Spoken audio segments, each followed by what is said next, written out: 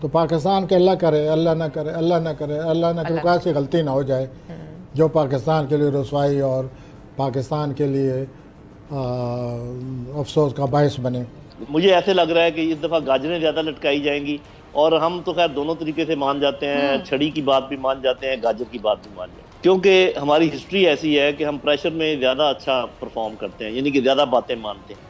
ہمیشہ ہمیں پریشر میں منوایا گیا ہے.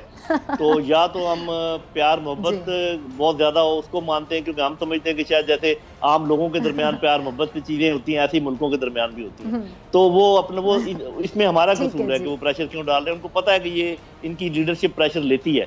یہ دنیا کا بدقسمتی سے ایٹیٹیوڈ ہے کہ کمزور جو ہے اس کے اوپر بہت ہر قسم کے مطالبات کرنے شروع کر دیتے ہیں. جو امین صاحب نے بات کی کشمیر کی، دین what is happening in Palestine.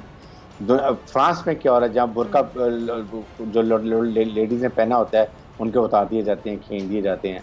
میرے خیال میں پاکستانی ڈپلومیسی کا بڑا ٹیسٹ ہے کہ ہم حالات کو کیسے اس کو ٹیکل کرتے ہیں. یہ ہے کہ جی کا جانا ٹھہر گیا ہے، صبح گیا یا شام گیا. ادھر بھارت جو ہے علاقے پہ قبضہ کر لیا ہے.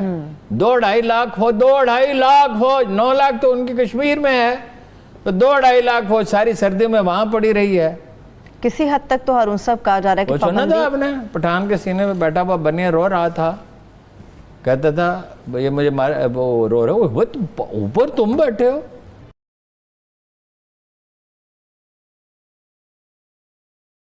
کیا ہلالی صاحب آپ کو لگتا ہے کہ اس وقت حالات سازگار ہیں، سچویشن جو فیوریبل ہے کہ ہم ڈائیلاگ کریں ان کے ساتھ؟ مگر مجھے اس سے بھی بڑا فرق، مجھے خطرہ یہ نظر آتا ہے کہ مجھے تو سمجھ نہیں آ رہی ہے کہ ہم یہ ایک جنگ لڑ رہے ہیں، کیا ہم ایک پیس کیپنگ آپریشن میں ہیں، کیا ہم ایک ٹریننگ مشن میں ہیں، کہ ہم کیا کر رہے ہیں؟ پاکستان کیا کسی پابندیوں کا متحمل ہو سکتا ہے؟ ہم تو پہلے ہی معیشت کے حال میں بحال ہوئے پڑے. دیکھیں اس وقت جو ذمہ داری ہے سب سے زیادہ وہ طاہر جاوید صاحب اور ان جیسے جو وہاں پہ پاکستانی ہیں اور جو وہاں پہ اثر و رسوخ بھی رکھتے ہیں، خاص طور پہ سینیٹرز میں اور ڈیموکریٹ میں، انہیں چاہیے کہ وہاں اپنا اثر و رسوخ استعمال کریں اور پاکستانی جو ہے مفاد اس کے لیے رائے عامہ کو ہموار کریں. دوسری بات یہ کہ افغان طالبان کی طرف سے تو یہ پہلے کہا بھی گیا ابھی ریسنٹلی کہ جناب جو ڈرون حملے ہو رہے ہیں ہمارے، یہ ہمیں بتایا جائے کہ ہمارے کس نزدیکی ملک سے ہو رہے ہیں. اگرچہ انہوں نے پاکستان کا نام نہیں لیا، لیکن یہ سوال افغانستان کی طرف سے بھی بالآخر ہم پہ اٹھے گا، لہٰذا پاکستان کو اس حوالے سے بھی اپنی پالیسی واضح کرنی چاہیے. طاہر صاحب سے میں یہ پوچھتی ہوں، طاہر صاحب ایبسولوٹلی ناٹ کا غصہ ہے کیا امریکہ میں؟ بتاؤں کہ امریکہ کو آپ کو یہ سمجھنا پڑے گا کہ امریکہ کے اندر جب جو لا میکرز کے اندر تشویش آتی ہے نا، وہ کلیئر چیزیں نہ ہونے سے آتی ہے. اگر آپ ہاں یا نہ کلیئرلی کرتے ہیں نا تو اس کے اندر آپ کی لائکنگ ڈس لائکنگ ضرور ہو سکتی ہے، لیکن آپ کی سینکشنز اور اس طرح کی چیزیں اس بیس پہ نہیں آتی. میں آپ کو ریفر کروں گا کہ پرائم منسٹر عمران خان کا ایک آرٹیکل یہاں پہ 1-2 دن پہلے جو ہوا تھا، اس کے اندر میں ذاتی طور پہ کچھ سینیٹر کو ان میں سنا تو دے اپریشیٹڈ دا اسٹریٹ فارورڈنیس کہ بھی آپ کا جو آپ کا جو بھی سٹینڈ ہے آپ اس کو کلیئر بتائیں نا. جو پریویس گورنمنٹ پاکستان میں ہوتی رہی تھی وہ کہتی کچھ تھی کرتی کچھ تھی. یہ دوگلی پالیسی نہ رکھیں گے کرے کچھ اور کہیں کچھ، بلکہ جو بات ہے اسٹریٹ اوے وہ بتائیں، اس پہ بات ہو. لوگوں کو، ریاست کو یہ موقع دینا چاہیے کہ وہ زندگی کے دھارے میں واپس آ سکیں. اور وزیر اعظم صاحب نے آج جو اصول وضع کیے ہیں جن کے اوپر ہم آگے بڑھنا چاہتے ہیں، وہ یہی اصول ہے کہ ہم اپنے آئین اور قانون کے دائرے میں رہتے ہوئے ان لوگوں کو جو اپنے مخصوص حالات کے پیش نظر پاکستان کے راستے سے جدا ہو گئے تھے، ان کو واپس راستے پر لا سکیں.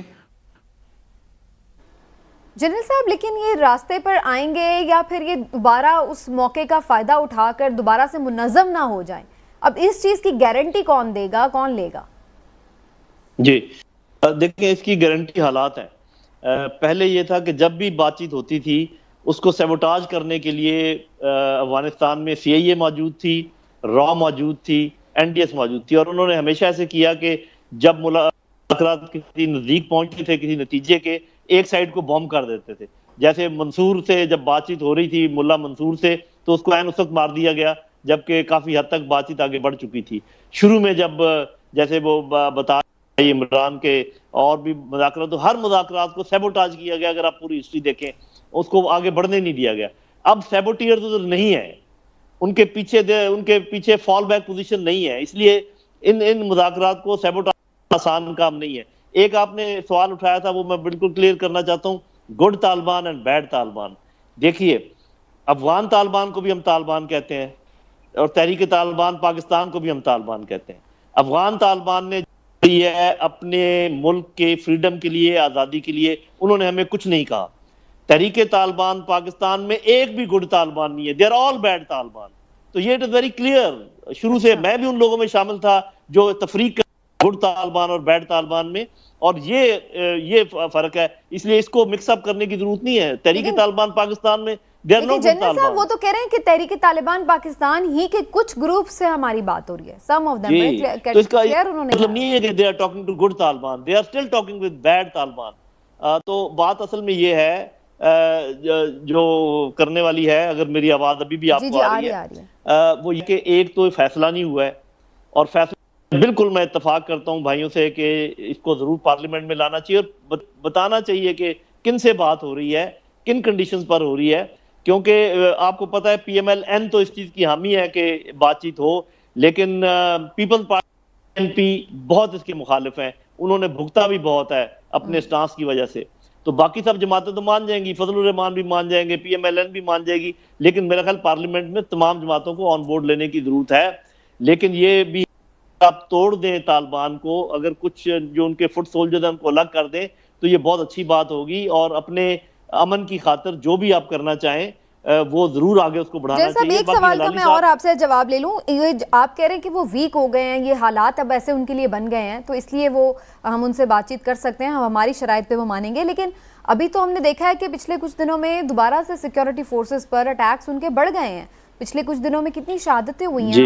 شکستہ دل تھے مگر حوصلے نہ ہارے تھے. شکستہ دل ہیں اور حوصلے بھی اب کے گئے. کیا کہنے، کون معاف کر سکتا ہے؟ 250 بچوں کے قاتلوں کو کون معاف کر سکتا ہے؟ نمبر 1 ان کے لواحقین کر سکتے ہیں. صرف ایک جناب رسول اکرم صلی اللہ علیہ وسلم کا قول مبارک حائل ہے، راستے میں کھڑا ہے، ایک قرآن کی آیت راستے میں کھڑی ہوئی ہے، اور کوئی دنیا میں مان لال نہیں جنا جو ان کو عبور کر سکے کبھی بھی. رسول اللہ کا قول مبارک یہ ہے کہ وہ قومیں برباد ہو گئیں جو اپنے طاقتوروں کو سزا نہیں، کمزوروں کو سزا دیتی تھی اور طاقتوروں کو معاف کر دیتی تھی. یہ پیٹرن ہے ویسے عمران خان کی حکومت بالکل اس طرح جیسے پہلوں میں تھا. ٹھیک ہے، نواز شریف نے کہا تھا طالبان سے کہ پنجاب پہ حملے نہ کریں، یہ ریکارڈ پہ ہے.